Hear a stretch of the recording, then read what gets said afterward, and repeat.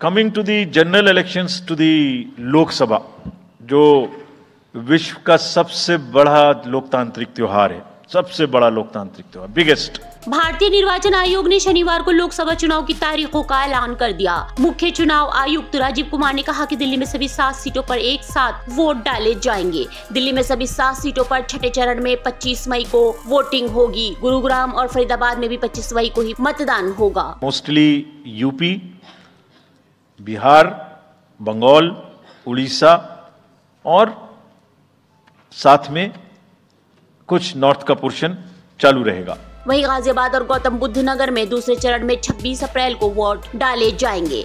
So this is the map which would be phase 2, जिसमें हम north east में काफी जगह चुनाव को कंप्लीट करते हुए, तमिलनाडु में कंप्लीट करते हुए सेकेंड फेज में राजस्थान को भी कंप्लीट करेंगे।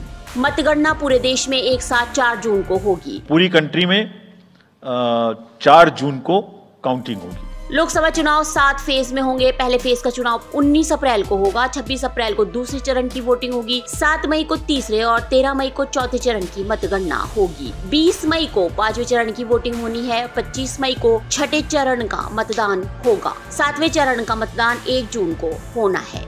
छठे चरण के चुनाव के लिए 29 अप्रैल को नोटिफिकेशन जारी किए जाएंगे। 6 मई को नामांकन की आखिरी तारीख है। नामांकन पत्रों की जांच 7 मई को होनी है। 9 मई तक नाम वापस लिए जा सकते हैं और 25 मई को वोट डाले जाएंगे। मुख्य चुनाव आयुक्त ने बताया कि लोकसभा चुनाव में 96.88 करोड़ से अधिक मतदाता अपने वोटिंग अधिकार का इस्तेमाल करेंगे, जिनके लिए 10.5 लाख से अधिक मतदान केंद्र बनाए जाएंगे। 96.8 crores are the total electors in the country, of which 49.7 crore are male and 47.1 crore are female. 1,82,000 crore मतदाता पहली बार वोटिंग करेंगे और 55 लाख ईवीएम का इस्तेमाल किया जाएगा। वो 1.82 करोड़ फर्स्ट टाइम वोटर्स इस बार इन चुनावों में वोट देने के लिए हमारे इलेक्टोरल रोल्स में हैं।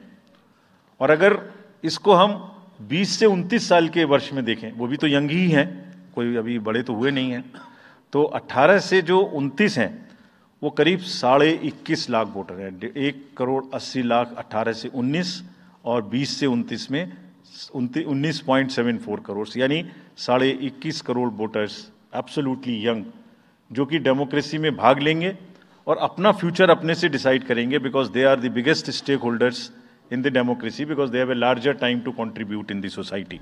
दिल्ली एनसीआर में लोकसभा की कुल 11 सीटें हैं। इनमें से दिल्ली में 7 सीटें हैं, जबकि उत्तर प्रदेश की गौतम बुद्ध नगर, गाजियाबाद और हरियाणा की गुरुग्राम और फरीदाबाद की सीटें भी राष्ट्रीय राजधानी क्षेत्र के तहत आती हैं। पिछले लोकसभा चुनाव में बीजेपी ने इन सभी सीटों पर कब्जा जमाया था।